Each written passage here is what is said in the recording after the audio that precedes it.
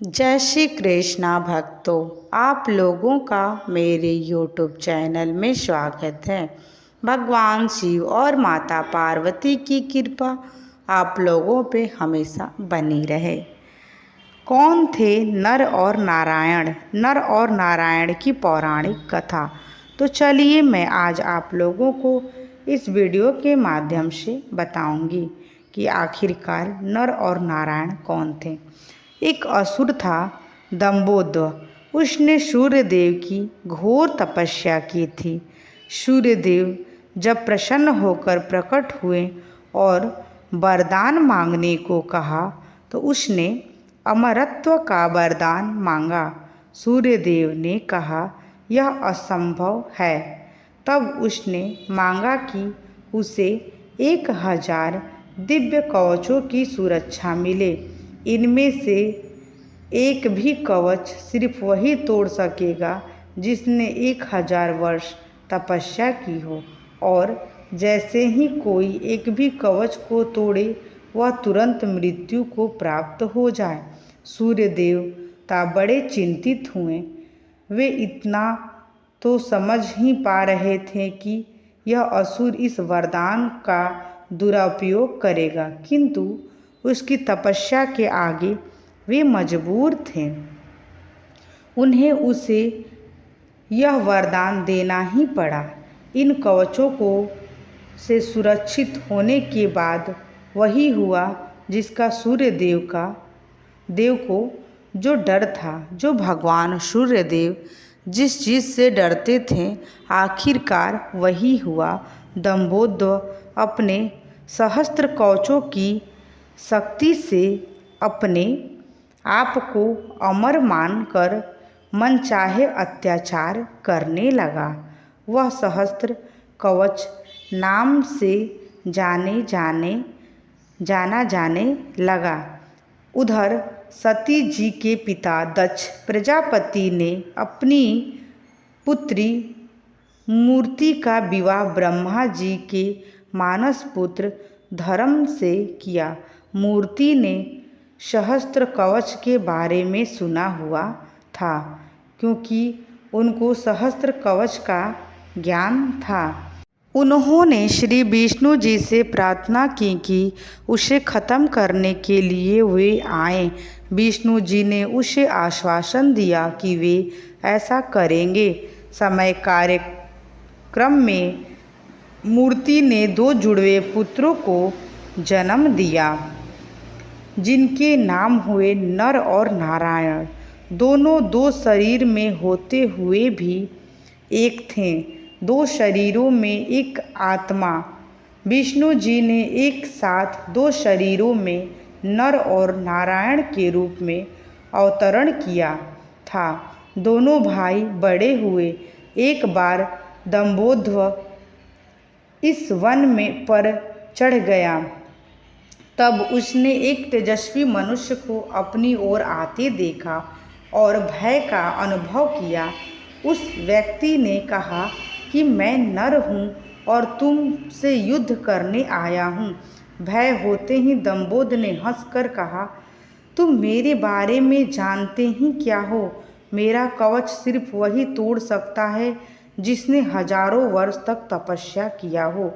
नर ने हंसकर कहा कि मैं और मेरा नारायण एक ही हैं। वह मेरे बदले तप कर रहे हैं और मैं उनके बदले युद्ध कर रहा हूँ। युद्ध शुरू हुआ और सहस्त्र कवच को आश्चर्य होता रहा कि सच ही मैं नारायण के तप से नर की शक्ति को बढ़ती ही चली जा रही थी। जैसे ही 1000 वर्ष का समय पूरा हुआ, नर ने सहस्त्र कवच का एक कवच तोड़ दिया, लेकिन सूर्य के वरदान के अनुसार जैसे ही कवच टूटा, नर की मृत्यु हो कर गिर पड़े। सहस्त्र कवच ने सोचा कि चलो एक कवच गया ही सही, किंतु यह तो मर गया। तभी उसने देखा कि नर उसकी ओर दौड़ते हुए आया और वह चकित हो गया। अभी भी तो उसके सामने नर की मृत्यु हुई थी और अभी यही जीवित होकर मेरी ओर कैसे दौड़ता आ रहा है, क्योंकि वह तो अभी मर गया था। लेकिन फिर यह जीवित हुआ तो हुआ कैसे? लेकिन फिर उसने देखा कि नर को मृत पड़े हुए थे। यह तो हूबहू नर के जैसे प्रतीत होते। उनके भाई नारायण थे, जो दंभोदर की तरफ नहीं बल्कि अपने भाई नर की तरफ दौड़ रहे थे। दंभोदर ने हठहास करते हुए नारायण से कहा कि तुम्हें अपने भाई को समझाना चाहिए था, इसने अपने प्राण व्यर्थ में ही गंवा दिए।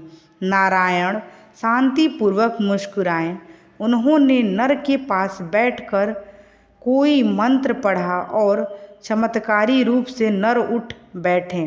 तब दंभोदर की समझ में आया कि 1000 वर्ष तक शिव जी की तपस्या करने से नारायण को मृत्युंजय मंत्र की सिद्धि हुई है, जिससे वे अपने भाई को पुनर्जीवित कर सकते हैं। अब इस बार नारायण ने दंभोदर को ललकारा और नर तपस्या में बैठे।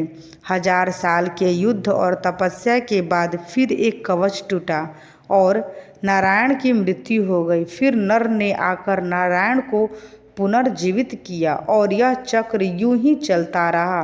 इस तरह 999 बार युद्ध हुआ। एक भाई युद्ध करता, दूसरा तपस्या। हर बार पहले की मृत्यु पर दूसरी उसे पुनर्जीवित कर देता। जब 999 बार कवच टूटा तो सहस्त्र कवच समझ गया कि अब मेरी मृत्यु हो जाएगी। तब वह युद्ध त्याग कर सूर्यलोक भागकर सूर्यदेव के शरणागत हुआ। नर और नारायण उसका पीछा करते वहां आए और सूर्यदेव ने उसे सौंपने को कहा, किंतु अपने भक्त को सौंपने के लिए सूर्यदेव राजी नहीं हुए। तब नारायण ने अपने कमंडल से जल लेकर सूर्यदेव को श्राप दिया कि आप इस असुर को उसके कर्म फल से बचाने का प्रयास कर रहे हैं, जिसके लिए आप भी इसके पापों का भागीदार हुए और आप भी इसके साथ जन्म लेंगे, इसका कर्म फल भोगने के लिए। इसके साथ ही त्रेतायुग समाप्त हुआ और द्वापर का प्रारंभ हुआ। कुछ समय पश्चात कुंती जी ने अपने वरदान को परखते हुए सूर्यदेव का आवाहन किया और कर्ण का जन्म हुआ। लेकिन यह आम तौर पर ज्ञात नहीं है कि कर्ण सिर्फ सूर्य पुत्र ही नहीं बल्कि उसके भीतर सूर्य और दंभोदर दोनों हैं। जैसे नर और नारायण में दोनों शरीरों में एक आत्मा थी, उसी तरह कर्ण के एक शरीर में 2 आत्माओं का वास है। सूर्य और सहस्त्र कवच दूसरी ओर नर और नारायण इस बार अर्जुन और श्री कृष्ण के रूप में आए।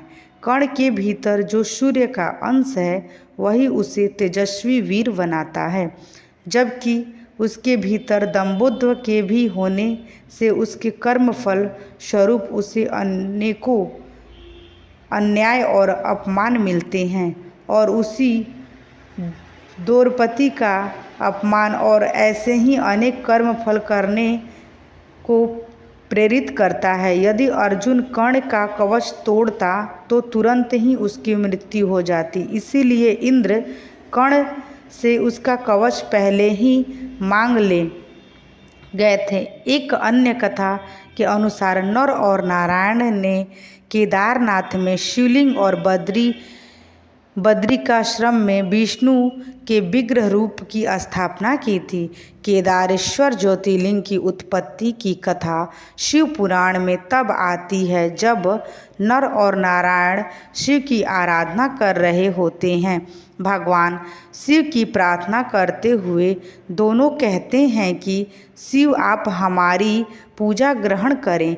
नर और नारायण के पूजा आग्रह पर भगवान शिव स्वयं उस पार्थिव लिंग में आते हैं। इस तरह पार्थिव लिंग के पूजन में वक्त गुजरता जाता है। एक दिन भगवान शिव खुश होते हैं और नर एवं नारायण के सामने प्रकट होकर कहते हैं कि वे उनकी आराधना से बेहद प्रसन्न हैं, इसीलिए वर मांगे। नर नारायण कहते हैं, हे प्रभु, अगर आप प्रसन्न हैं तो लोक कल्याण के लिए कुछ कीजिए। भगवान शिव कहते हैं कि कहो, क्या कहना चाहते हो। इस पर नर और नारायण कहते हैं कि जिस पार्थिव लिंग में आपने हमारी पूजा आपकी मैंने पूजा की, आप मेरे पूजा को स्वीकार किए, लिंग में आप स्वयं निवास कीजिए ताकि आपके दर्शन मात्र से लोगों का कष्ट दूर हो जाए। दोनों भाइयों के अनुरोध से भगवान शिव और प्रसन्न हो जाते हैं और केदारनाथ के इस तीर्थ में केदारेश्वर ज्योतिर्लिंग के रूप में निवास करने लगते हैं। इस तरह केदारेश्वर ज्योतिर्लिंग की उत्पत्ति होती है। महाभारत के अनुसार पाप से मुक्त होने के बाद केदारेश्वर में स्थित ज्योतिर्लिंग के आसपास मंदिर का निर्माण पांडवों ने अपने हाथों से किया था। बाद में इसका पुनर्निर्माण आदि शंकराचार्य ने करवाया था। इसके बाद राजा भोज ने यहाँ पर भव्य मंदिर का निर्माण करवाया था। तो प्रेम से बोलिए जय हरि की। तो दो भक्तों, आप लोगों को मेरी कथा कैसी लगी कृपया करके कमेंट में ज़रूर बताएं, और वीडियो पसंद आया हो तो वीडियो को लाइक करें, और ऐसी और भी बहुत सारी कहानियाँ और कथाओं के लिए देखने के लिए मेरे YouTube चैनल को सब्सक्राइब कर लें।